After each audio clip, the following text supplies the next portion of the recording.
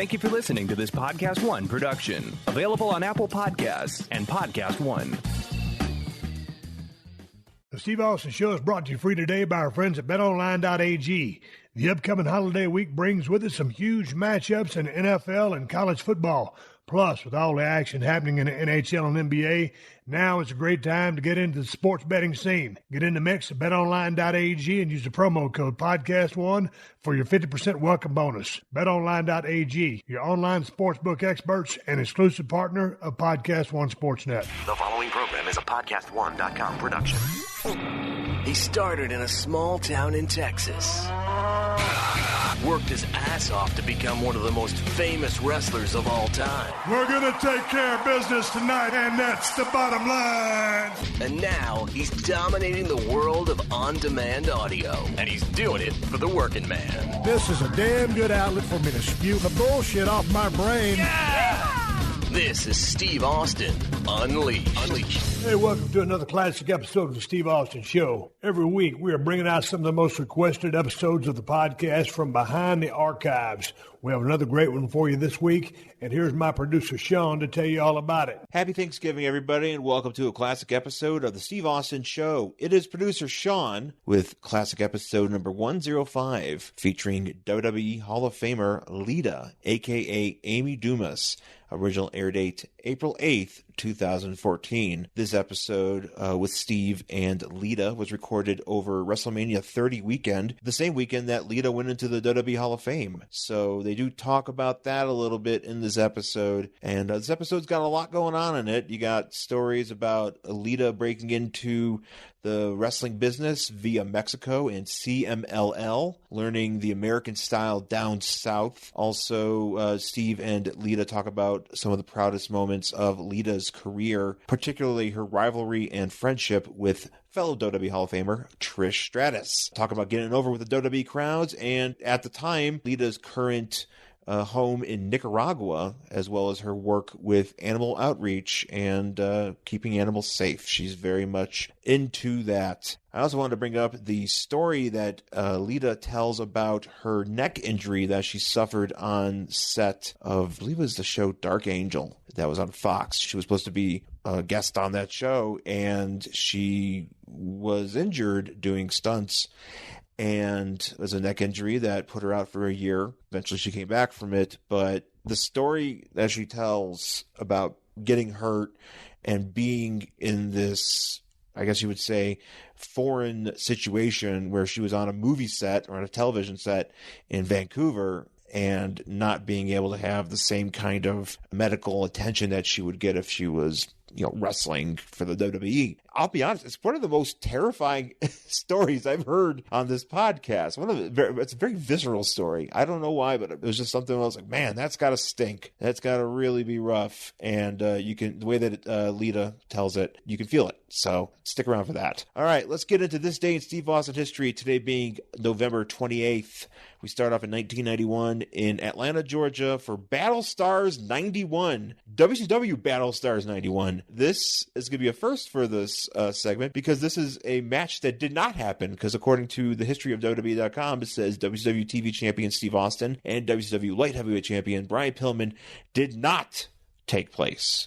1992 in Greenwood, South Carolina, Too Cold Scorpio and Eric Watts defeated Steve Austin and beautiful Bobby Eaton. Then we go to 1993 in Jacksonville, Florida. Stunning Steve Austin fought Brian Pillman to a no contest when Brian Pillman threw Colonel Robert Parker into the ring and attempted to attack him. Now we go to the WWF, 1996 in the United Kingdom in London, England, with Steve Austin defeating WWF World Champion Psycho Sid via disqualification after Davey Boy Smith interfered to prevent a pin after Steve Austin used the title belt as a weapon. And after the match, Sid was handing out power bombs and choke slams like nobody's business. Then we go to 1997 in Cleveland, Ohio. It is WWF Intercontinental Champion Steve Austin and the Legion of Doom defeating Farouk, Rocky Maivia, and Kama Mustafa. Then finally, 1998 in Boston, Massachusetts, Stone Cold Steve Austin defeated Kane, Undertaker, and WWF World Champion The Rock in a non-title match.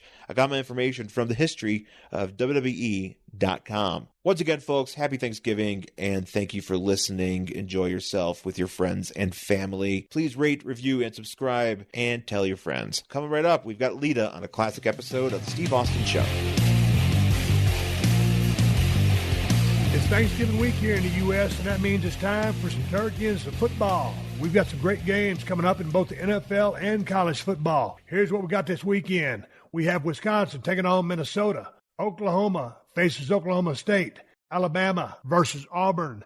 And an epic rivalry continues between Ohio State and Michigan. Visit our good friends and exclusive partners of PodcastOne, betonline.ag, to take advantage of the best bonuses in the business. Sign up today for a free account at betonline.ag and use the promo code PodcastOne. Again, that's betonline.ag, your online sportsbook experts and exclusive partners of PodcastOne Sportsnet. We're less than 2 years from Election Day 2020. This election, which will determine if America continues down the path of greatness or if America will spiral down into full-blown socialism at the hands of left-wing radicals. But we can't sit back and wait for 2020. We need you to take action now. Text Trump22 to 88022 and receive official Trump alerts directly to your phone. You'll gain exclusive 2020 updates directly from President Trump himself. Be the first to know when new Trump merchandise is available, and you'll even be able to give your input on key issues to help shape the 2020 campaign. If the Democrats take back the White House in 2020, they'll undo everything we've worked so hard for. Make sure you're getting your news directly from the source by texting Trump22 to 88022. Again, all you have to do is text Trump22 to 88022. This was paid for by the Trump Make America Great Again Committee, a joint fundraising committee authorized by and composed of Donald J. Trump for President, Inc., and the Republican National Committee that is dedicated to making America great again. This is Steve Austin Unleashed. All right, here we are, calling in the ring. You know, I'm talking to Amy Dumas, Lita. She's going into the Hall of Fame here in just a couple of days. And this is a question, Amy, that I get asked all the time. As long as you and I have known each other, I've always pretty much called you Lita. Yeah. So what do you prefer? Well, you're one of the few people. I've even have the McMahons trained to call me Amy. Yeah. You know, they love to brand, like they're like, I made you, so this is what I'm going to call you this. Right. But it didn't, that name never kind of stuck with me, and it took me a minute to respond to it. So I've kind of switched everybody back over to Amy at this point. So back at Amy, so I'm going to call you Amy. But I'm talking to Lita. She's going into the Hall of Fame. Every time I roll in here and I say hi to Kevin Dunn, it's stone cold, because that's who I am to Kevin Dunn. And I love Kevin Dunn, but that's who I am. So we're here at the Hall of Fame. It's WrestleMania 30. Can you believe, as long as you've been a wrestling fan, and you're 10 years younger than me, you're a spring chicken still, but this has been going on for 30 years. And how many WrestleManias were you a part of yourself? Jeez, I don't know. I know 17 was my first one. I was on the plane over here today with Gerald Briscoe, who's been to all 30. This is his 30th WrestleMania. You flew over today with Briscoe? Briscoe, yeah. Did y'all shoot the breeze? Yeah. And this is my PG show, okay? Did y'all hang out and Yeah, I saw him on the flight. It was my first taste, you know, as I've been like forced back into my Lita life, and I was like, Mr. Briscoe. He says, my 30th WrestleMania. Have you always got along with him? Oh, sure. Those guys were absolutely wonderful, and you know, I don't know. I had so much fun with them back in the day when I got to toss the Stooges around. Sure. But so you come back into the mix, and now that you've gotten away with it, I mean, you're going to the Hall of Fame. What was your feeling when all of a sudden you get the phone call? Who called you, and how did you feel once you heard the news? Okay, Steph called me, but Steph called me to see if I would be interested in maybe doing something revolving around the weekend of WrestleMania 30. It was all very vague and ambiguous, which is funny because, you know, like I just get out of this world and I'm like, oh yeah, this is how things work. You know exactly why you're calling me. You know exactly what information you need to get, but we need to have this conversation so that this can happen. And I'm like, oh yeah. But in my head, I'm like, you're insulting me by not telling me, but I would be insulting you if I was like, come on, you know the deal. What are you asking me? Yeah. But no, so she inferred, and I thought it was going to maybe be having a match or something that I was like, you're kind of cringing, right? Yeah, like you see the 203 numbers pop up and are like, oh no, what do they want? What do they? I'm over here being chill in my own world. What do you know? And then Mark Carano called and told me, and I was like, wow, okay, cool, yeah, I'm into that. I was already on, my defenses were up. I was like ready to be like, yeah. But I was like, yeah, that's cool. Let's do that. It'll be fun. So, but you were excited about being in, obviously. Yeah, I was at my place in Nicaragua, and I was sitting there by myself reading a book, and got the call, and I was stoked, but I was like, I feel like I should tell somebody about this, and I go and I call my mom and I tell her because it's like I was happy, but I was like, okay, I think this is a big deal. I don't know, and so I call her, and she was like, well, that's great, hon. Well, I watered the plants and I checked your mail and everything's fine over at the house, and I was like, all right, great. Yeah. Well, I'll be on my hammock over here, just reading a book. And hey, talk about you said you're back in your Amy world, and that's kind of what I do because I've been away way longer than you. Yeah. But people don't really understand. All of a sudden, you get that phone call, and it's kind of like, okay, it's like. Don't know where to crap or wind my watch. What's going on here? And I got other things going on, and you have another life now, right? So it's a weird because you've been able to separate yourself from the business. Sure. You've been out long enough, and you're doing other things, right? But there's that weird I'm not a great relationship with everybody here, and there should be no reason for me to be like, what do they want? Yeah. But it's like this cringe, and I feel a set, like it's an indentured servitude, you know, I mean, of course I can either not answer the phone. I can say, no, I have no interest. So you're perfectly capable of doing whatever. They're not, but it's just like weird, what's happening? Like your defenses automatically go up. Right. And then fortunately, and this whole time I've been pleasantly surprised and I've had nothing but an awesome experience. And even when I've come back to do like the 15th anniversary shows or the Raw 1000s, I still have a little bit of like, oh no, like why did I agree to do this? I'm not sure I want to be here. But then once I'm there, I'm like, it's great. It's fun. And it's great and fun because I'm just going to come here for this day and I'm going to see everybody and I'm going to have a great time. And I like the little cameos, but I enjoy my own life, my Amy world. But you retired in 2006, and I kind of rode off into the sunset in I don't know 03, whatever it was. It took me a long time to get the business out of my system. I wasn't ready to ride off in the sunset. I really needed to, and I did. And it took me 3 years to get the business out of my system. I drank a lot of damn liquor, I drank a lot of whiskey and vodka. And then I finally got over it. And now, when I think about the business, I have so many fond memories. And it's fun for me to come back. And today, as we speak, is Thursday. We still have the whole weekend to go. And I get a chance to see all the guys and gals and talk to everybody and experience the moment. And to be able to live vicariously through the new regime and watch them have fun. But when you left the business, why did you leave? I mean, obviously, we're going to talk about your neck injury. But what made you say, hey, Amy, it's time to get out of Dodge? Well, so for me, and I understand other people, not quite ready to leave, but it just be in time. Mine was the flip side. I felt I've done everything I can as a woman in this business, and I didn't get into it for a paycheck, but it's become a paycheck. I hear my music, and I'm like, oh, that means it's time to go out.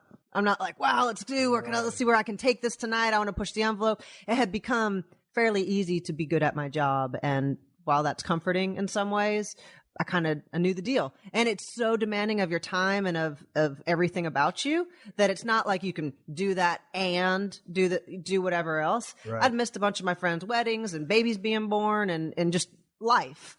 And I just thought, I was like, there's so many chapters in life and this is an awesome chapter and I love it, but I don't need to beat it into the ground.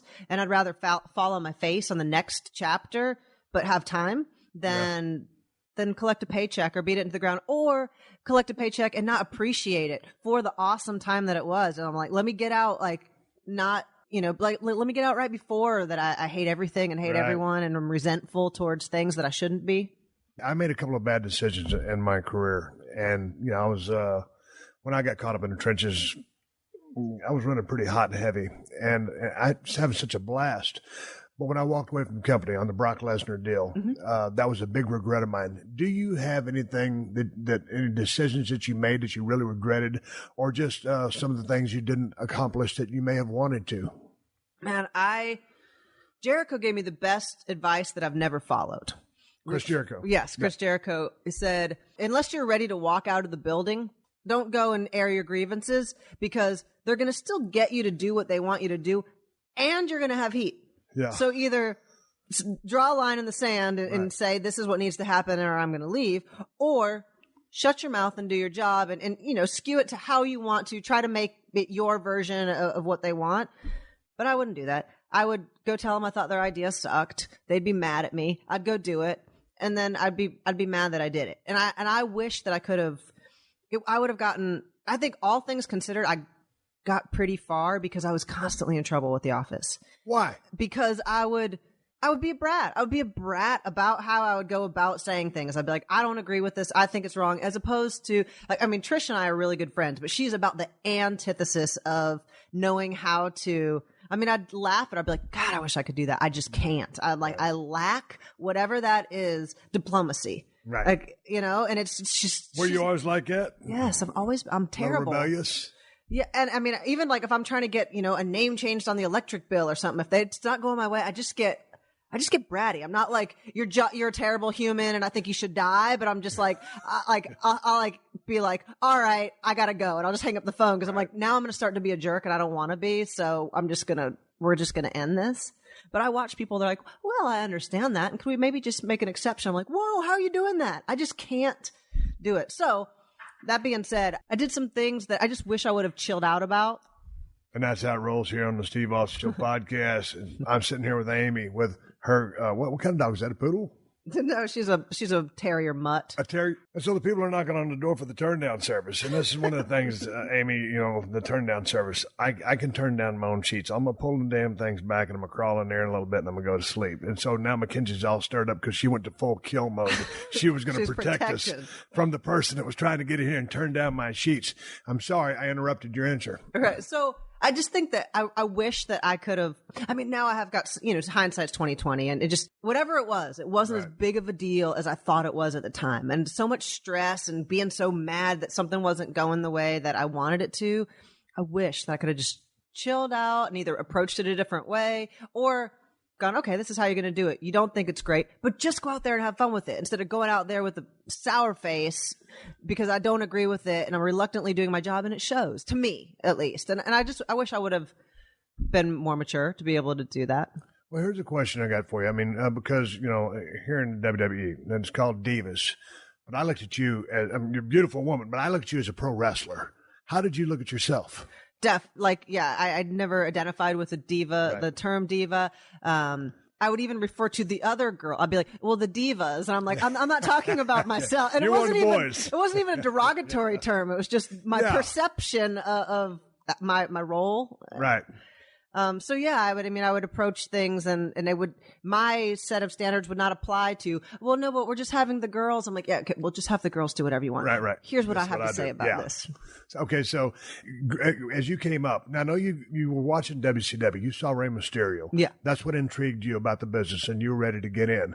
But that being said, and we're going to get into you going to Mexico, but just as far as an influence, and maybe Ray was an influence. I know your time down in Mexico, but as far as females in the business, were there any women that were instrumental in, I know so many women paved the way, but did you draw any inspiration or any influence from any of the women before you? The one woman that I'd say that, well, let's see, I loved Luna Vachon. Yes. And then Manami Toyota. Yeah. Was, the main woman, big in Japan, but just of somebody, once I'm into something, whether it's, classic cars or my exercise or wrestling or whatever it is, I'm just tunnel vision. So, while Manami Toyo did not have success in the mainstream in the USA, I was digging tapes of anything I could find once I decided that I was interested in professional wrestling. She's just an awesome badass that, as, one of those, if you look her up, you'll be like, holy crap. And it's going from so long ago. She was doing moves that, I was the first woman in the United States to do some of the moves that you saw as a woman do, but in Mexico and Japan, they were doing before. And I would always feel bad taking the credit because, radio DJs would be like, wow, you're doing these things that no one's ever done. I'm like, yeah, well, hey, thanks. Yeah. But they've been doing them in Japan and Mexico long before I was. And I saw that. And it's not like I didn't invent these things. But I was watching, I was doing some reading about you, and as again, like I was talking to you downstairs when I first saw you, and I was excited to see you. I didn't get a chance to do all my research, but you went to school in Lassiter. Is that in Georgia? Yeah. I think Glacier and Cody Rhodes were both went to Lassiter. But you're from Florida? No, I was from Florida, and then by the time I was in high school, I was in Marietta. Okay, so then you're in the Atlanta area, but then why all of a sudden you see Rey Mysterio, you get the wrestling bug, and you go to Mexico to learn? Right. I got to go to the source. What about the power plant? What about American wrestling? I mean, those were certainly available. You decided to haul ass to go to Mexico. Yeah. Big step. What'd your parents say? It was just, they know at that point I do what I'm going to do. You was headstrong from the get-go. They're going to give me a few words of wisdom. Right. Hey, are you sure? But you were always independent? Yeah, absolutely. Okay. I had to find out first because, I knew enough to know everything is a gimmick. You never know what's real, what's not. So I was like, are the Mexican wrestlers really from Mexico? Because I don't want to get all the way down there and then find out there's some surfer dudes from California or some gymnasts. Yeah. So I did find out that they were from Mexico before I went down to Mexico and headed down there to try to figure out. Okay, so you go down there and you don't speak the language, right? I had 3 years of high school Spanish. So no, I do not speak the language, but it was one of the only subjects in school that I found useful, and like a lot of the subjects, I was like, I'm not going to use this. I can balance my checkbook. I don't need to know about this, beyond this. But Spanish, it was like, oh, I can communicate with other people. Right. It's like Pig Latin. I can talk to my friend. We're not talking Pig Latin here. It's like Carney, there's useful. Did you ever pick up the Carney language? I would say the odd word here and there, but I never did just start having full blown conversations in Carney. Were you that person? No, and I wasn't with the handshake, the light hand. God. No, it's like of their existence, and occasionally speak as a mockery of the existence, but not. But you're right. You would throw a word in there, like the gizmic or something. Yeah. So then when you go down there, so all of a sudden, what'd you do? You looked who up to go learn? I just tried to find out where the shows were taking place. I didn't even know. Was this AAA, EMLL? It was CMLL, Consejo Mundial de Lucha Libre. Which was the biggest in Mexico City. We've since WWE will work their arena. So I didn't, which I did not know at the time. I didn't know where the big arena was. I just found out where that was, and literally just started hanging around until they believed me. I mean, first they just thought I was. Here's an American chick. She's down here in Mexico. She wants to get into business. Right. And they said, oh, well, you should be a beer model. And I'm like, well, I'll trade you. Do you need a beer model? I'll trade you, but I want to train to wrestle. And so they're kind of like, no, you don't want to train to wrestle. How about you do this? I was like, do you need that? I'll trade you, I'll pay, but what I want to do is learn to wrestle. So how long did it take them to figure out that you're pretty damn stubborn and independent and have your mindset on what you want to do and said, okay, we'll teach you? It was for 6 weeks I was down there the first time. Yeah. And there are 4 matches a week. So I found a judo club that I would go to. So 3 nights a week I'd do judo and 4 nights a week I'd go to the matches. And I would just get there, boom, like first thing, I'd sit through the whole match. I'd wait till everybody left and then I'd leave. And so they're kind of like, what's her deal? Like, she's not sleeping with anybody. She's not the beer model. Like, she just comes to the matches and says she wants to be a wrestler. Like, what is her deal? I'm like, I told you what my deal is. I want to be a wrestler. And this is all I know to do is to sit here at the matches, And so finally after 6 weeks, they said, and I said, well, I'm going home. And my ticket for the first ticket was 6 weeks. I said, I'm going to go home, but I'm going to try to come back. I want to be a wrestler. They said, well, we believe you. So if you come back, we'll set you up. You can train at the school here at the CMLL school. Well, what happened? So I went home, saved up money, and I went back. How long was it? I was there for about another month. Okay, so when you get over and you start training, you'd never trained anything. Right. So you never really been in a ring. No, I'd never been in a ring. Taking some judo. Mm-hmm. Right. So how was the instruction? Because as long as you've been in the business now, it's all about bumping. It's you're going to do some forward rolls, and it's basically about just safely bumping. Right. So what was it over there? Because when I watch, sometimes I go to Mexico to film a reality television show, and I get a chance to watch a lot of Lucha Libre stuff. Mm-hmm. I'm about to ask you about the psychology because I still don't understand it. Right. But they're very technically proficient. Mm-hmm. The Mexican performers are very, very good in the ring. And so what are they preaching or teaching as far as the basics go when you start? Well, fortunately for me, which is it's just like the whole thing, it just worked out so fortuitously. Yes, that's what I was drawn to. But what was going to serve me better, it was an American style of wrestling. I mean, yes. So I stayed at the hotel where the foreigners were staying, which are the Canadians and Americans and Puerto Ricans. So that's who trained me. Okay. So I was trained American style in Mexico. Gotcha. So we were working left. We were, doing flat bumps. We were not rolling. Working left. Explain to people what you mean by working left. I know. So in Mexico, they work everything off of the right arm, the right side, right arm drags, right headlock, and everywhere else they work left. Right. So, focusing on the left side of the body. So I was taught that way. Why is that? I've been in the business longer than you, but why is that? I don't know, but it's different. And all of a sudden you get someone who works right trying to go in there and work with someone who works left, and it's a cluster. Yeah. So anyway, you're over there, and how long were you in Mexico for? So that was another month. And basically I just learned how to bump. And I would. Now, how did you like bumping? Because some people, and I saw your whole career, you got no problem with it. When you first started hitting that mat, some people are allergic to that mat, and very quickly they decide that pro wrestling is not for them. Oh, I mean, it was a shock. I was like, wow, all right, Hall of Famer here talking about shock. It was, but I knew that I was like, all right, here we go. I mean, it wasn't like a adrenaline junkie, like, oh, hit me harder, come on, I want it, but I was like, all right, they're making sure I feel it to see if I go home. I'm not finally got to step my foot in the door at the school to go home. Yes, this hurts. Yes, I'd prefer if it didn't hurt so much, but I want to be a wrestler, and this is what I'm down here for. I took pictures of my bruises because I was proud of them. Yeah. But it was kind of like it's just what had to happen to get to the next step. And so did you end up working down there for a long time? No, I just was, the next month I was down there. So it was just a crash course, just bumping. Then all those guys were going, hey, there's places a lot closer to your house that you can work, and started giving me contact numbers of places I was working with NWA and some on the indies from there once I went back. So you're going back to the indies, but then you hook up with Dory Funk. Yes. Go to the Funkin' Dojo. Now, Dory is extremely technical. He's one of my favorites of all time. Definitely an old school guy.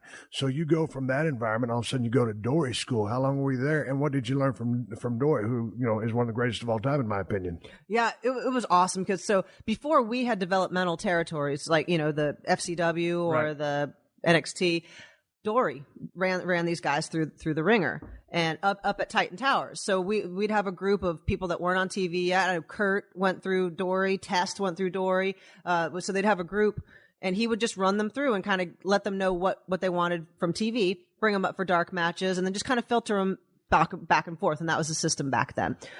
They changed their system all the time. That wasn't their system any longer. At that time, I was already working at ECW, but we weren't making much money. And so I paid to go to Dory Funk's camp with my own money, which of course Paulie didn't like very much because he's like, why are you going to pay to go train when you're already here on TV? I was like, because I'm not keeping my lights on with what you're giving me. Right. And I'm soaking it in for the experience that it is, which is awesome. But he knows what they want where I want to be. Right. And so I went there, and it was just he had a week class set up exactly how they had it up at WWE.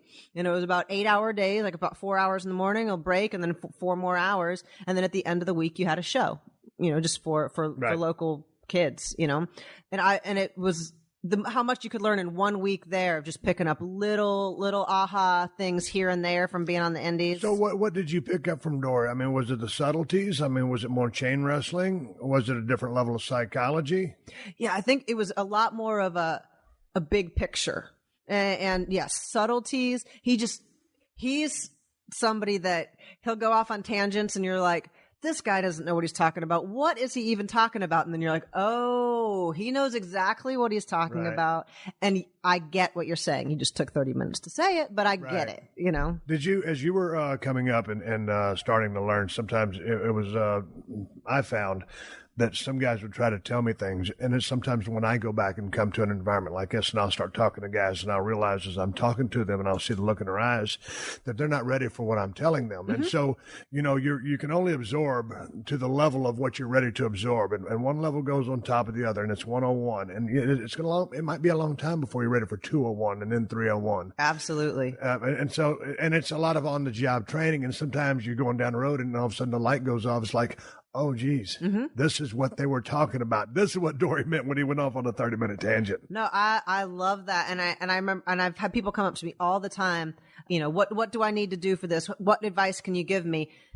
And I'll be honest, and I'll profile them. I'm like, this might seem so simple to you, but this is all I'm going to give you right now because it's all you're ready for. Right. And if we meet back up again, or you take that information and go somewhere with it, like we can have another conversation at another point, but you're not ready for option C because you just need to get here first. And that's huge. I mean, to be able to know what you're ready for and digest it as you can. With the holidays upon us, now is the time for gift shopping, gift giving, and festive parties. The last thing you should be doing with your time is hauling your carcass around town to get all of your office supplies in order. Well, our friends at Zorro.com are here to lend a hand because they got everything you need for your office in one place. Zorro.com, spelled Z-O-R-O, is where you'll find everything you need for businesses of any size in almost any industry. Electrical, plumbing, contracting, manufacturing. Don't sweat it because Zorro has you covered. Zorro.com has tools and equipment, safety and office supplies, cleaning items, and more from brands you know and trust such as Stanley, 3M, Milwaukee, Schneider, and Rubbermaid, just to name a few. Zorro.com offers amazing customer service from real people based in the U.S. And you'll dig the fast free shipping on orders of $50 or more. Just for listeners of the Steve Austin Show, visit Zorro.com/Austin to sign up for Z-Mail and get 15% off your first order. Again, that's Zorro.com/Austin for 15% off your first order. Zorro.com/Austin. Get it all in one place. Let's give it up for Geico for supporting the Steve Austin Show for all these years. In just 15 minutes, you could save 15% or more on car insurance. Geico has been offering great rates and great service for over 75 years. And anytime you need help, you can speak to one of their trained specialists 24/7. Go to Geico.com and start saving cash. Extra money in your pocket? It may just be the most rewarding thing you do today. Hey, you all know about my history with Iron Mike Tyson, so it's my privilege to welcome his podcast, Hot Boxing with Mike Tyson, to the PodcastOne family. Join Mike Tyson, the baddest man on the planet, as he pours his soul into conversations with fascinating minds, celebrities, and athletes, along with his cosmic millennial sidekick and former NFL athlete, Eben Britton. Iron Mike dives deep into the issues impacting us all today. This podcast will change the way you see the world. Don't miss Hot Boxing with Mike Tyson every week on Apple Podcasts and PodcastOne. Make sure you tell your friends about the show and leave a rating and review. This is Steve Austin Unleashed. You had I don't know how to explain your style. I mean, you were no fear whatsoever and a very solid worker, but you did a lot of stuff in that one swing around thing. Remember, well, after you hurt your neck, we'll get to the neck injury, but that used to scare the hell out of me, especially after you hurt your neck. But I guess the question I'm trying to ask is, how did you come up with your style as far as what you did in the ring? And when I say stone cold, and a lot of people will say, okay, he was a beer swilling redneck, blah, blah, blah, blah, blah. That was the definition of that character. And in your heart or in your mind, who was Lita, the person inside that 20 by 20 square? Right. I feel like my style in the ring was almost a physical manifestation of what my brain was of going down to Mexico. You can't know unless you do it. You got to just go for it. You can't overthink it, and you're never going to know unless you try. Right. You know, and that was definitely my thing. And it was funny. I watched later on, there was a few wrestlers that were so obviously influenced by me, right, that were even doing the stuff I do wrong. They were even mimicking that. I'm like, oh my God, they have their head down. They're doing that. And I know why, but hey, if I watch my stuff back, it makes me uncomfortable, and then it's going to make me doubt what I do. I just do it. So if I try something new and I need to see how it looks, that's one thing. But as a whole, I don't like to study it, because then I'm going to be self-conscious and I'm going to feel like I look stupid, because I'm going to feel stupid, you know, looking myself out there. But I watched some wrestlers. I'm like, oh, she's watched several Lita tapes because of even the little nuances. Okay, the Monday Night Raw, the music hits, or any house show USA, the music hit, it's your music. You go to the ring. What are you feeling when your music hits? And then once you get on those turnbuckles and start doing your thing, what's going through your mind? I just remember feeling so at home. And so, like, I'm pretty shy and pretty introverted and don't really feed off of people. Like, I need to recharge by myself. Right. Like, that's where I'm comfortable. But I'm just out there and I'm so uninhibited. Like, I love Halloween because I say you're not responsible when you have a mask on. Right. That's like where I am out there. I'm like, I'm not responsible. I'm being Lita, and I'm doing this thing, so it's not real life. I can go do whatever I want. You were traveling back in the day, probably with Matt and Jeff a lot. Mm-hmm. And so when you guys would ride down the road, I mean, because you didn't make a whole lot of trips with the gals. Right. So, but were y'all in the car talking wrestling? I mean, that's what it is, right? Mm-hmm. Because you're going down the road and talking about the matches. And that's where half the battle is won right there. Just going back and reliving everything and talking about, okay, well, what if I'd have done this? Or, when I did this, I kind of lost them. The crowd dropped off. Mm-hmm. Was that what you guys were doing going down the road, talking about the business and the match and, learning? Oh, sure. And, gearing up, always those house shows where like you were anticipating, or if you'd gotten word about what you were going to do on Monday, how to try to make that better. How could you make the most, especially when you weren't in the main event and you only knew you had a 5-minute segment and you're just going to go out there and do this. How can you make that the best 5-minute segment so that you get an 8-minute segment the next week and stuff, so yeah, analyzing. I liked spitballing all day long. Sitting there and watching myself would make me uncomfortable because I like to just soak it in my brain and then go for it. And, I know too, like people say, oh, you're really sloppy and reckless. And I'm like, well, how many people have I hurt? I haven't, like it was loose, like my style being loose, but I knew exactly where I was hitting people and doing things. So, and I think that's part of everybody's style. I mean, I'm certainly not a technical wizard. And then, if I got dropped on my head, I turned into more of a brawler. But some guys who were so crisp, it's great to look at, and it's very interesting. And it's for a while it's pretty, but then the slop has to come at some point with the fatigue. It's always hated when someone didn't look, that far in a match where they should have been in that part of the match by just going, oh, textbook, this is how you do it. And that didn't work for me. That's something actually that I always prided myself on. And then, sure, I'll do these moves, but I'm not crisp, but I'm where I need to be. Right. I see that you're not where you need to be, so I'm going to compensate for where you are, and I'm going to be over here. And and that's one of those things like so unsung, and it's so invaluable skill to have, and it's so unsung because the crowd or even the other wrestler doesn't know how much you're overcompensating and working yourself in there to try to compensate for the fact that they're not in position. Right. Well, you did a lot of interesting moves, and I guess Lucha Libre inspired. Sure. So then were all of the gals that you worked with comfortable with working with you? Or are they scared because they couldn't pull off some of the stuff and be able to give you the base that you needed? Because what was that one move? Was that a Hurricane Rana? Yeah, sure. And some of the swings like that, were they worried about working with you just from not being able to take care of you or be in the position they needed to be? Because it wasn't an every night occurrence that they were working with someone who could do what you did. Sure. I mean, and that's why a lot of those moves, not only did I just perform on the guys, a lot of them, like even the moonsault is the finisher. I'm like, you just lay here, I'll do the rest. I can move, I can position in a different way, even if you're laying in a different spot.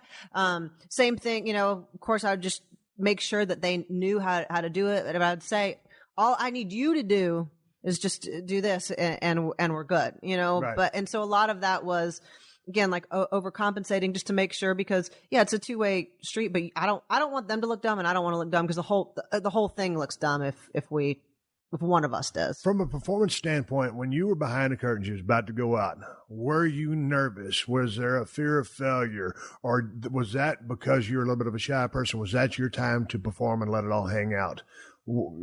No, like, so, I see some people backstage and they're like jumping up and down and amping themselves up. I'm the opposite. Like, I need to like zen out, Right. I'm just like, I'm quiet. It would look like I'm almost bored or sleepy before I go out there. Cause I'm just like, all right, it's cool. I got this. And then when I go out, it's balls out, it's anything goes. Okay. The adrenaline that happens during a match. I've always talked to people about it. I mean, there's nothing like it in the world. How long did it take you to come down after a match? See, I don't know, because we always had those long drives. So by the time, at some point, it was good that you had that, because you could never, a lot of times if you say, I'm just going to get up and drive in the morning, even though I prefer to drive at night because it's, this, that, or it's a long drive, or the hotel is a better deal at this, whatever. You'd shoot yourself in the foot because you go back to the hotel and you didn't have a drive, but you're wide awake because your adrenaline's still going for a few hours. You were a 4-time women's champ? Yeah. What was the proudest moment of your career? Was it the first time? Was it anything in particular? A hell of a match that you had? Was it, a feud with Trish Stratus? I mean, what was your defining moment that you felt personally affected you the most, or you were most proud of? I'm most proud of the last time I won the title. It was the main event in Raw, on Raw in Charlotte. And it was just Trish and I. I'd been in the main event several times, but it'd be with people, or right. Even Steph and I were in the main event, but like Rocky was our referee, Hunter ran down, and like we had props, like we had. Yeah, that's a pain in the ass to work around so many times when you're trying to time this out in your head. Have your match. Go ahead. So it was just Trish and I. Main event, 2 girls, never been done, no props, just us. And we had 2 segments. And so just from not only sure I won the title, but it's to have 2 women and to have all of these internal variables. And like we were just talking about before, knowing where to be, knowing when we needed to crash to break, what needed to happen. They're adjusting things during our match because the time is happening and to being like, I got it. What do you need? And they throw another wrench and we're like, no problem. What else do you need? Right. And being able to hold the crowd, hold the rating and adjust on the fly, just personally from going, I got this. I have it figured out, and you're always learning, but this feels good. Okay.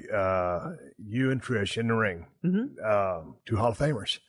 Who's calling the match? Who's directing the match? Right. So we talk on the front end, but we were both really good about trusting each other. If I was, depending on who the heel was, we'd let the heel dictate. And we have pretty good telepathy out there. Mm-hmm. So it would be, and we're talking almost like sentences out there. I'd say, keep going. And she'd be like, yeah, I know. Like, because she was already thinking what I was like, hey, we were going to just hit this real quick, but they just bit. Right. So let's stay on it. Right. And or she'd just do it. And then afterwards we talk, I'd be like, yeah, I knew we were just going to hit that, but it was, she'd go, yeah, nope, I heard it too. That's what needed to happen right there. What gave you guys such good chemistry? Was it from just Jump Street? Or just something that y'all developed because y'all were good friends? I think because we started our career within 2 months of each other at the WWE, so it left a lot of the ego out, which I feel like is what is a motivating factor that prevents people from having good chemistry. Right. Because, we're on this road together, and you can't be like, well, back in my day, because we were like, it's the same day. We're here, start at the same time. Yeah. So, there's nothing to really front on, and we both want to make an impact. And even if there is jealousy or ego, it's for the benefit. We both had steam on our characters at all times, so it's beneficial for both of us, which is also hard to have that. Sometimes it might be beneficial for you, but not so much for the other person. And there's just going to be that a little bit of, well, I don't want to help this person. Right. So, or whatever right. the elements might be involved. But yeah, we started at the same time and because we both always had steam on our character, it was always going to be a benefit for us to work together, whether it was same team, heel, whatever. The Divas division has everything's changed. Everything moves a little bit faster than it used to, seemingly.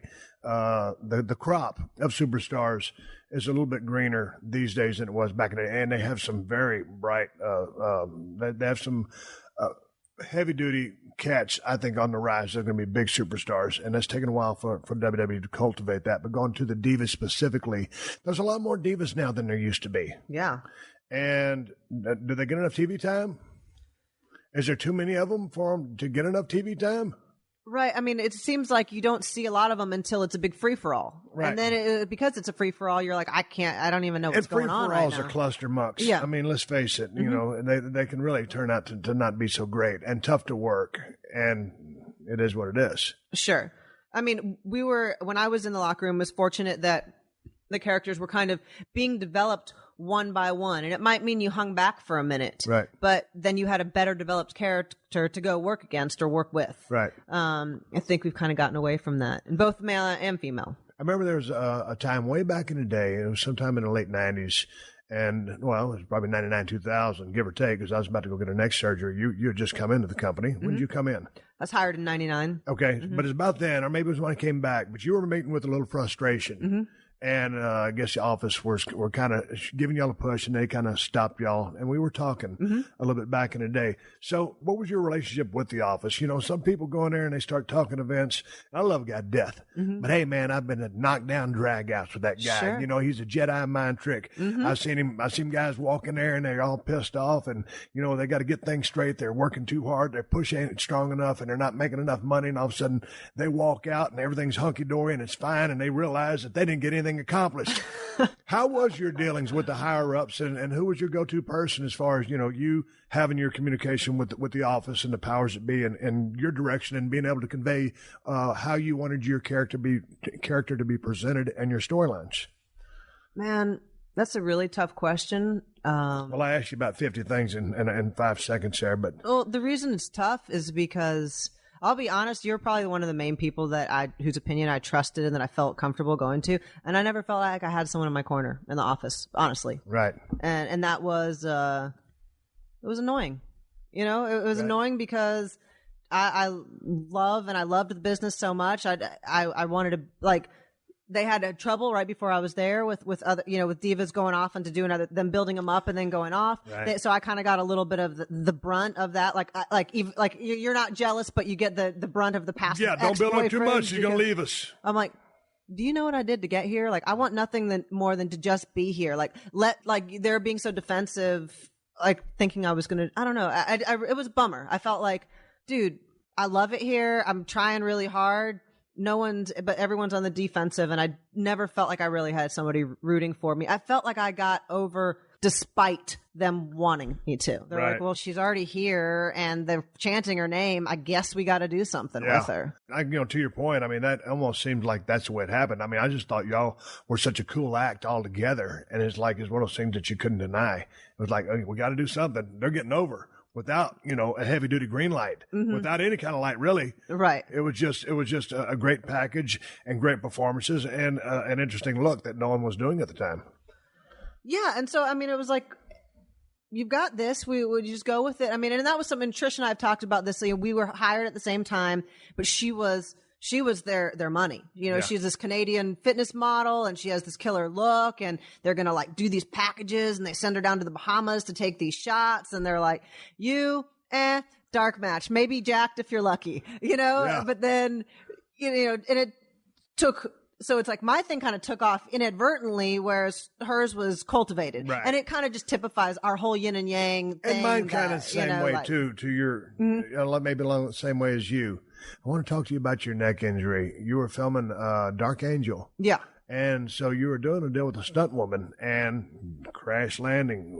And your neck, 3 broke vertebrae are cracked. Yeah. What was the story on that? And so it was your first TV gig? Yeah, that was my first TV gig, my last TV gig. First and last. And that was when you had talked about going out there and doing all these moves and just feeling like I can be wide open in the ring.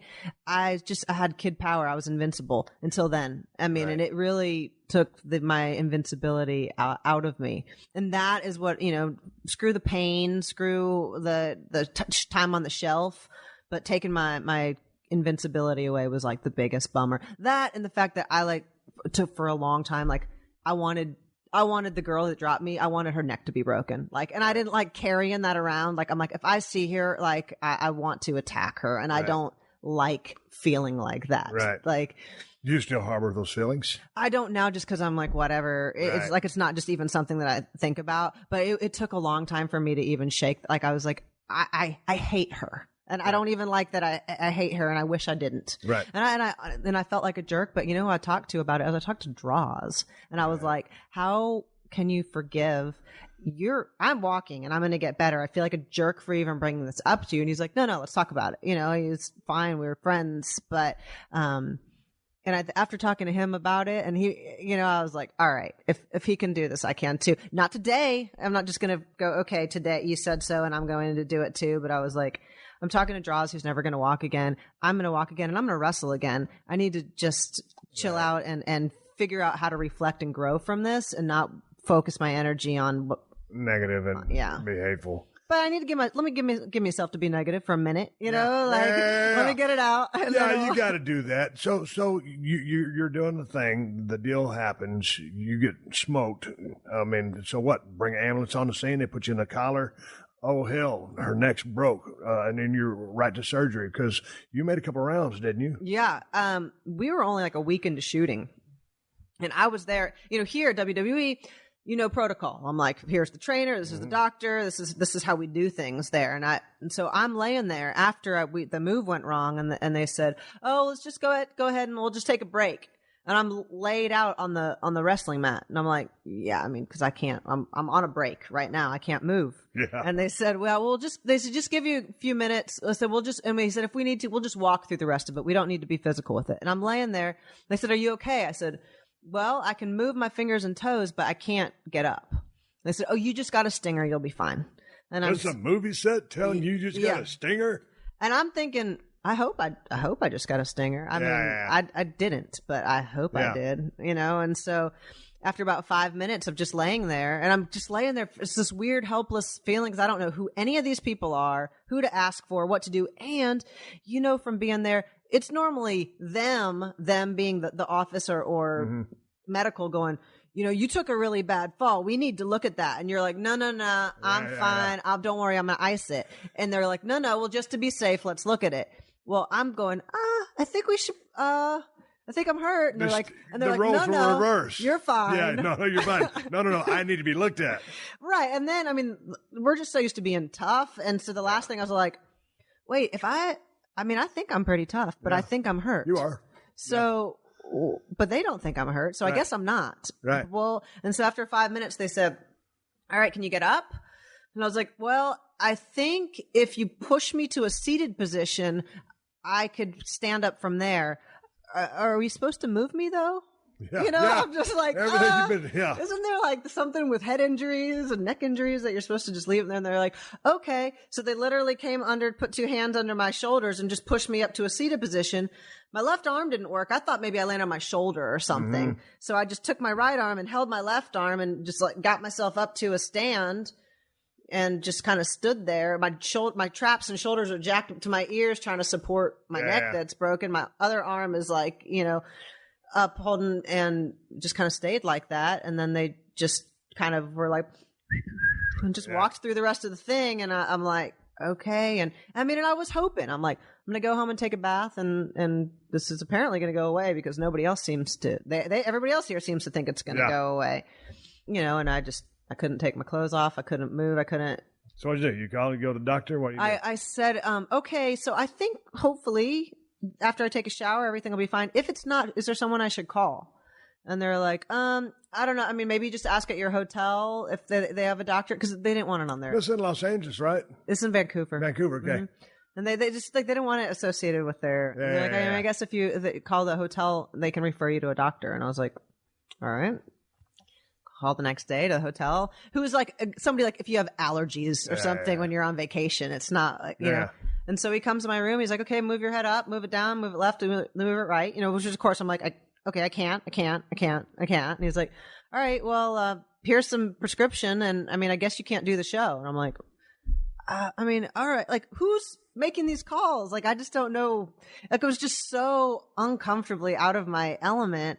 And I remember having this with other major injuries that by the time I finally found out my neck was broken, I was kind of like, see, told you. Like, part of me was like that, but then part of me was like, now I gotta have surgery and now I'm like screwed up. But like, I didn't want to have like caused all that like commotion and then be like, it's fine. Like, would you just, fine, here's your stupid x-ray. See, told you everything's fine. Go on and shut up. But so same thing with my knee. I tore everything in my knee and I couldn't finish the match. It was the only time I've never been able to finish the match. Right. And I was thinking, even out there as we're switching the finish and I'm trying to get through just to like, and I'm like, there better be something wrong with my knee because I don't want to cause a stink and then be like, just a little sprain. And you're like, okay, but let's stick to the neck. So you get your neck fixed. What did they do to your neck? Did they fuse 3 levels, 2 levels? What did they do? 5 to 7. So just 2 levels. Okay. Took a bone out of your hip or what? Yeah. I think I was like in the last wave of the bone out of the hip. Mm-hmm. So I have nothing else to compare it to, which, of course, that was the bitch to heal, the bone out of your hip walking Doesn't around. really bother me at all. Yeah. Not now. No. Yeah. Do you feel it? Do you have like a divot still? No. I got a I chunk. built mine up with a beer. Oh, but There's that's no what divot I'm there for missing. me. I've got a big divot out of my hip still. Yeah, because you had your neck done by Youngblood, and when Youngblood, when I woke up, he goes, I took a big thick bone out of your hip or your iliac crest. He goes, so you used to be 6'1", maybe you'll be 6'2" now. It's kind of ribbing me. It helped me on my basketball game. So you were down for what, 15, 17 months? Yeah, 15 months. So then you come back and you're ready to get back in action. Yeah, and they'd said a year initially, and I remember coming up on a year, and I was like, I want to be ahead of the curve, but I'm not. I don't feel ready yet. And again, and you know that you want to push yourself, and I felt a little like lame for not being. I'm like, they say a year. I want at 11 months. I want to be back there, but I'm like, I'm not ready. But you just can't make bone grow back to bone. Yeah. ASAP. I mean, and then you've got so much happen. muscle to build back up, because I remember your limitations are such, so like, don't lift more than a jug of milk. Don't do any, so you're just like withering away. Yeah. How was that for you? I really went into a lot of depression when I went to my next stuff and just ride around. I slowly ride around my property on my four-wheeler and just cruise around. I had a cooler full of beer on the back. And it was just, it was bad for me. Yeah. So how far down did you go? And then what brought you out of that? Wow, man. Yeah, that was tough. I mean, cause you're alone, I mean, like this world, all your friends and all your people that you deal with are in that. They're out on the road doing their thing. Yeah. Yeah. And so, yeah, and you can't do anything. They're like, only lift a jug of milk. You can't drive. I had to be in that hard collar for 4 months because of the broken bones. Who did you have to help you? No one. I mean, Your thing. Yeah. So, I mean, I could take care of myself, but I just couldn't do anything. Well, I know, fun, but to me, I just turned to jello. I mean, I'd eat a lot of Mexican food, but I couldn't lift weights, and just all the muscle that I spent my whole life trying to build up left. Yeah, I really depressed. I'd eat like a box of Little Debbie's. That was my thing. Little Debbie's. Mine was Mexican food. And you know what I used to do? I would get in my pickup truck and I'd drive down the road about 40 miles, and there was in Fredericksburg, there was a Sonic, and I'd get a jalapeno burger, and I ate the jalapeno burger. But did they go in through the front of your neck? Yeah. Well, when they were going to the front, I got this big ass neck, and they pull all the stuff to the side, so I couldn't swallow very good. So there's a couple times after I go through get my Sonic burger, I was going to be like, I've got a big chunk of cheeseburger lodged in my throat. Yeah, and it feels this is how I'm going to die, choking on a Sonic double cheese jalapeno burger. It was ridiculous. Yeah, Did you ever have that happen to you? I've never choked on a Sonic burger. No. Okay. Well, what did you choke on? Yeah, I can't be the only person. No, it did. It was messed up there. It's like the back of your neck was the problem, but now the front of your neck's your problem. Until it kind of like fused back, got used to being back where it needed to get back. I just remember I felt so like wimpy and weak, and I hated as much as I hated being in that hard collar, I hated taking it off to shower, because then now I'm all like, you got old scrawny neck. Yeah, it's uncomfortable. So I mean, I just felt useless to everyone. I was sitting at home by myself, but I didn't want to go out. I didn't want to go do appearances because I felt real gross and yuck, and I didn't want to. Were you still watching the business? Hard to watch. I think I didn't, I'd probably have it on and then do laundry. So I had something to kind of, like, it's like, I felt like I had to, and I should watch it, and I wanted to, but it was tough. So then when you get the yellow light from Youngblood and then the green light, so then all of a sudden you're kicking the training back in, and you're ready to get back in the ring. And any doubts, skeptical of what the body can do, worried about your neck? Well, I got into a decent headspace at first. What I ended up doing was started volunteering at an animal shelter, and I gave myself hours, like as an employee, so that I had somewhere to go and somewhere to be, so that I wouldn't stay up till 6 a.m. watching TV and then sleep all day and then go eat Little Debbie's. So I did that, and that helped me, because I was like, I can't help myself and I can't do anything. I can help these. It just made me feel like I was doing something. And then once I started able to work out more, it was really great. And I was like building this whole new body. And, I'd have my whole day based around working out. I'd wake up and I'd do my cardio, and then I'd eat, and then I'd go do Bikram yoga, and then I'd come back. Then I'd weight train at night, and then I loved it, and it was so great to start feeling human. And when I came back, it was great. Like they do the annual Divas magazine, and it was in Mexico. So I did one TV kicked ass, like cleared house and came back, shot a photo shoot in Mexico, which is, where I started. So, and then I'm like, you're like phase 2, like, let's do this. I felt really great. And I was glad that I took the 15 months instead of 12, because at 12, I felt like I would have been trying to tell myself that I was ready, but I was ready at 15. And people say, oh, you didn't do the moonsault. You didn't do those things after your neck. And it's like, no, I did. And it had nothing to do with how I felt. It had to do with, you guys all know my story and know I just came back from a neck thing. So let me make it mean something, because I have that luxury to be able to make it mean something. Right. Tell me about your band. Are you still doing the band thing? Because how'd you get that on the plane? The Luchagors. No. Man, I tell you what, I just got in here and I put this in my suitcase. I'm sitting here talking to Amy, and I always carry a pocket knife. I tell everybody on my podcast, Amy, that they should have a pocket knife, but I always work. I have a Kershaw clipper on my keychain, but I took it off so I could flash. Well, see, I got here and I was like, I have these little coffee gimmicks I'm drinking that I showed you, little Starbucks straws, because they don't have a coffee maker in this gigantic badass hotel that they put you and I in, separate rooms, but these rooms are gigantic, right? Yeah. But they don't have a coffee maker. So anyway, we're sitting here talking about pocket knives. So anyway, normally I carry a badass pocket knife on my pocket clip, but you can't carry a knife in an airport. So I put this in my bag, and I'm looking around, and I can't open the damn Starbucks straws in my hands. I said, I got to have a damn knife. And I remember I put this in my little Ziploc bag. Remember back in the day, Kevin Nash just walked in the room. I'm talking to Amy Dumas. She's going to the Hall of Fame this year, hell of a class this year. And so, I put this in my little Ziploc bag. Back in the day, everybody wants to have a badass shave kit. And that's the thing. You kind of get it. It's a present that you can get people. These days, it's a Ziploc bag. I always want to look in there and see what the hell I got going on. So yeah, that's how I have this knife, Amy. And I'm so proud of myself because and look here, Kevin. Kevin will appreciate this because see that corkscrew? Yeah, I was impressed with because I was hurt a little. I had to take my knife off my keychain to go to the airport. Yeah. And I was like, whoa, wait, how do you have that? And I was doing the Adam Carolla show a while back, and they said that they're going to start allowing, I think knives up to 2.5 inch blades back on airplanes. And man, as much as of a knife guy as I am, the people are so damn crazy out there these days that I don't think you should allow the blades back on the plane. I carry one of those, have you ever seen those, it's a pen, what do they call it? A tactical pen. Mm-hmm. You can use it as a weapon. It writes. I did bring I have the TSA knife, and it's like a plunger. And then it's plastic, but it's like you can get it through TSA. I brought that with me. Yeah, man. I'm never unarmed. I'm always packing something. But tell me about the Luchagors real quick. So that was one of my things that I didn't want to say what if. Right. I was playing in bands before Because you play bass. Yeah. When did you start playing bass? Before I wrestled. So in high school? In college or area. So when I played in some project bands with some people, but never toured and did the full band thing. So when I retired, that was just one of my things on my list that I didn't want to say what if. So we did 3 U.S. tours, 3 European tours. And on that last one, I lost some money. And I was like, all right, I saw what happened. I did it. I've got that chapter. Check. So, but what kind of music did you grow up listening to? Were y'all punk influenced or what?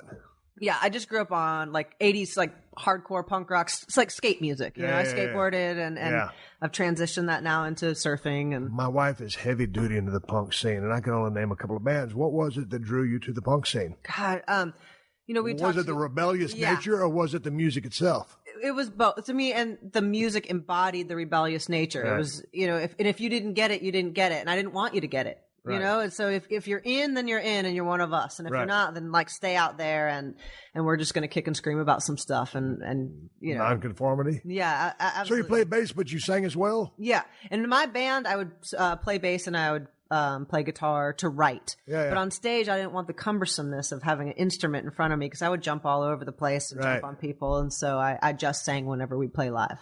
So you're not doing that anymore? No, I had that chapter. I know. You're so interesting. You were clipping along in pro wrestling, and okay, it's time to end this. And the Luchagors, okay, lost a little money. It's time to clip this.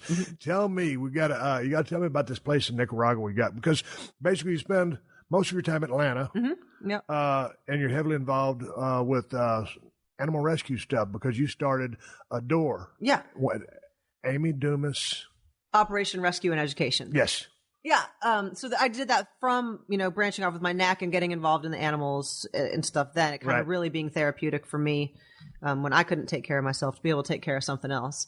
But so I did that. And then with finding this whole Nicaragua chapter it's almost like the whole full circle thing. A lot of things I feel like come full circle. And I had always attachment to the Latin American community from starting in Mexico, and then just kind of going down there and having my. It's like a whole nother world. Yeah, but had you ever wrestled down there? Because I know you were down in Mexico, but okay, when you went to Mexico, that was Mexico City. Sure. So then how in the hell you say, Nicaragua, I got to have a place in Nicaragua. How's that happen?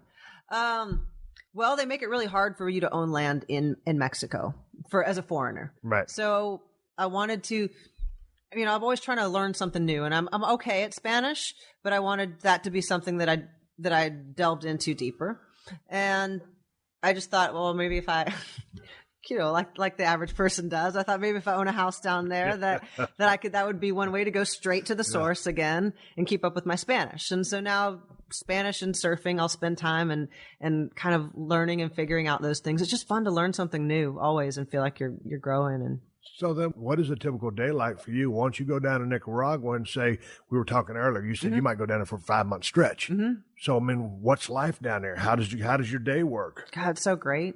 Oh, hell, you're going to say nothing. Wake up and surf and hang out with Mackenzie to kill a dog. Yeah. What? Tell me about getting her back and forth. It's so easy. That was one of the things I looked at before I bought a place. All I have to do is have a rabies vaccination. She's good.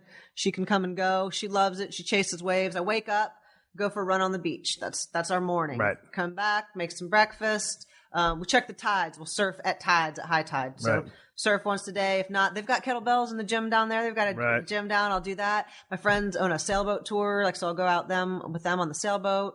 And then the flip side to that is it's a really nice town. There's, fancy massage and nice restaurants, but 5 miles away, or you can go and be involved in like getting running water to a village, or I've helped we'll be like an English program at the school that was just built, and so you can be involved in like as real stuff or as kind of check out and fluffy and simple and have a nice day stuff, or as real as you want to be, and I just love being a parts of both sides of that. So they just accept you. How long have you been down there now? Since 2009. Oh, so you're a regular now. But is there like a whole lot of white people down there? There's an expat community. Stick out like a sore thumb? There's an expat community down there. But the fun thing is they get wrestling down there. But so they'll just be like, oh yeah, Lita. Like they're like, they know it's me, but they're just like, whatever. That's it's not like a big deal. Yeah. And so that's nice. It's cool. It's like Lita's like a nickname. Like everyone has a nickname down there, as opposed to, if I hear that on the street, I'm just like, no. Well, don't say Steve Williams. Hey, Mr. Williams. No, man, I really did legally change my name to Austin. That's who I am. So what do you prefer, Atlanta or Nicaragua? Don't say either one. Oh, yeah? You got to have one favorite. No. I prefer Nicaragua. Like, I see myself being down there long term as things go by. Do you think you'll segue out of Atlanta and go full-time Nicaragua? I could see basing more, because it's still really easy to get from Nicaragua to anywhere that I want to get. Right. I can get to Nicaragua quicker than I can get to LA.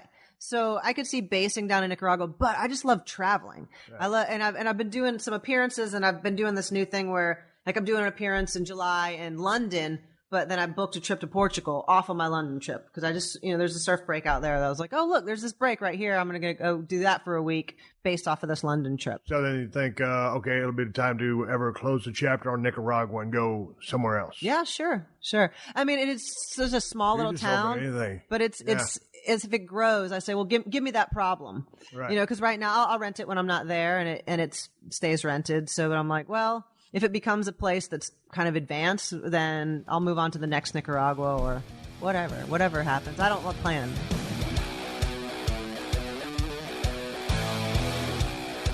And now, a word from Martellus Bennett, a professor at the Dos Equis College Football College. Hey, college football fans. Martellus Bennett here. Do you want to win every football argument this season? Dominate every debate? Become a pigskin prodigy? Then enroll in a Dos Equis College Football College, where you'll learn from football insiders like me, Jay Cutler, Katie Nolan, and Arthur John Bacon, the man who wrote the book on college football. So be the first in your family to earn a football watching certificate from a beer school. Enroll in Dos Equis College Football College at dosequis.com/edu. Enjoy Dos Equis responsibly. Imported by Cervezas Mexicanas, White Plains, New York. Copyright 2019. Dos Equis Beer Brands. Official beer sponsor of the College Football Playoff. Finally, there's a football beer school for me. Thanks, Martellus. All right, everybody, give me the go-home cue. It's time to wrap up this podcast and ride off in the sunset. Hey, don't forget to rate and review the Steve Austin Show on Apple Podcasts and tell your friends to check us out. If you want to reach me here on the podcast, send an email to questions@steveaustinshow.com. Hey, man, I want to thank everybody on the East Coast for, being so receptive to Broken Skull IPA, what I consider the best IPA in America. Over there in the East Coast, we've been in New Jersey, New York, and Massachusetts. We've got another shipment heading that way, and the reviews have been off the charts. People are real happy with the beer, and I'm super proud of it. And we're really looking to grow and take some steps in 2020 and get to a couple different states. And as soon as I'm at liberty to say, I'll disclose what states those are. But the Broken Skull IPA is available at Whole Foods and Total Wines in almost all of California, specifically SoCal, and we are spreading that footprint as well. Check out the ElSegundoBrewing.com interactive website for Broken Skull IPA to find out where a store near you sells it. It just might be headed your way and right there in a neighborhood where you're at. Hey, don't forget, got a couple T-shirts over at Pro Wrestling Tees. Going to bring out some new designs. I kind of been a little bit lagging on this, and I need to get off my ass. King of Attitude shirts and Broken Skull Ranch apparel shirts there at ProWrestlingTees.com. And hey, man, the Christmas season is coming right around the horn, so you might want to start thinking about that if you're looking to give somebody a cool-ass gift. I got some badass pocket knives from Cold Steel, the Broken Skull or the Working Man, and you can get them at my Amazon store. Amazon's got the best price on both knives. Just go to Amazon.com/shop/Steve Austin, and that's the bottom line. I want to say thank you to all the fine sponsors of the Steve Austin Show, especially Zorro.com, Roman, Geico, and BetOnline.ag. That's how I'm able to do this podcast for you twice a week for free. Please support them because they support us. If you need more info on my sponsors, check out the show description to this episode for details. Folks, my name is Steve Austin, and I will catch your ass down the road. Download new episodes of Steve Austin Unleashed every Thursday at PodcastOne.com. That's PodcastOne.com.